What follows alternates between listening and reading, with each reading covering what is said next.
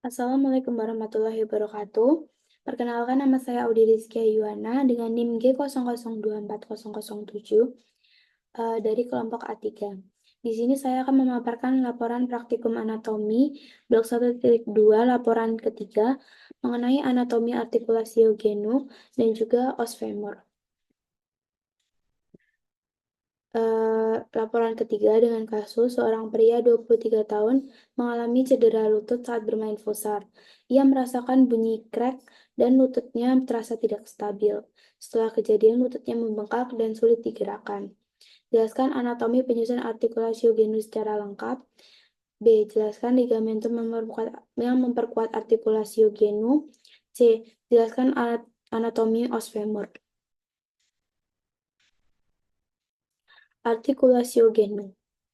Artikulasio-genu terdiri dari 3 artikulasio, yaitu artikulasio femoropatelaris, artikulasio meniscofemoralis, dan juga artikulasio meniscotibialis. Artikulasio femoropatelaris dibentuk oleh facies patelaris et os femur dan juga facies articularis patella. Lalu untuk artikulasio meniscofemoralis dibentuk oleh condylus femoris dan juga meniscus medialis et lateralis. Lalu untuk artikulasio meniscotibialis dibentuk oleh condylus tibiae dan juga meniscus medialis et lateralis.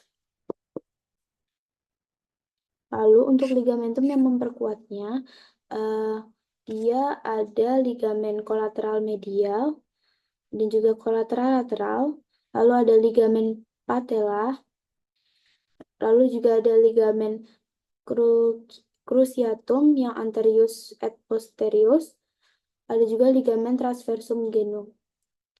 Untuk tipe persendian pada artikulasi genu bersifat dinglimus. Lalu os femur. Os femur merupakan os longu yang terdiri dari epiphysis proximalis, diaphysis, dan juga epiphysis distalis. Untuk identifikasi os femur merupakan listra atau sinistra dapat dilihat dari bagian proksimal dan juga medialnya berupa caput femoris. Pada bagian posteriornya berciri khas kasar, sedangkan pada bagian anteriornya lebih halus. Lalu pada bagian posteriornya terdapat bangunan khas yaitu linea aspera. Pertama-tama dibahas dari epiphysis proximalisnya. Pada epiphysis proximalis terdapat caput femoris yang berbentuk seperti bola yang akan bersendi dengan acetabulum membentuk artikulasio coxae yang tipe persendiannya spheroid atau bell socket joint. Pada bagian caput femoris terdapat fovea capitis capitis femoris ini yang berfungsi sebagai tempat pelekatan ligamentum teres femoris yang akan memperkuat artikulasio coxae. Lalu ada lehernya yang disebut column femoris. Pada bagian lateralnya terdapat penonjolan yang besar yang disebut trochanter mayor, dan juga pada bagian distalnya ada trochanter minor. Lalu pada bagian anterior trochanter mayor dan minor dihubungkan oleh suatu garis yang dinamakan linea intertrochanterica. Pada bagian proksimalnya dihubungkan oleh suatu penonjolan yang disebut crista intertrochanterica. Pada bagian dalam dekat kolum femoris terdapat cekungan yang disebut fossa trochanterica. Pada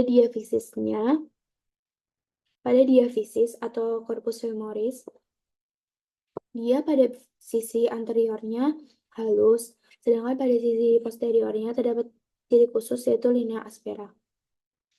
Linea aspera membagi facies posterior menjadi medial dan juga lateral.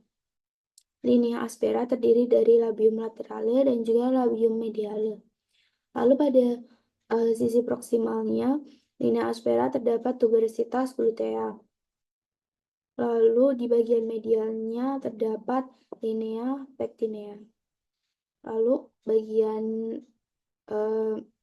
distalnya, linea aspera akan terbagi menjadi dua, yaitu linea supercondylaris lateral dan juga linea supercondylaris medial, yang akan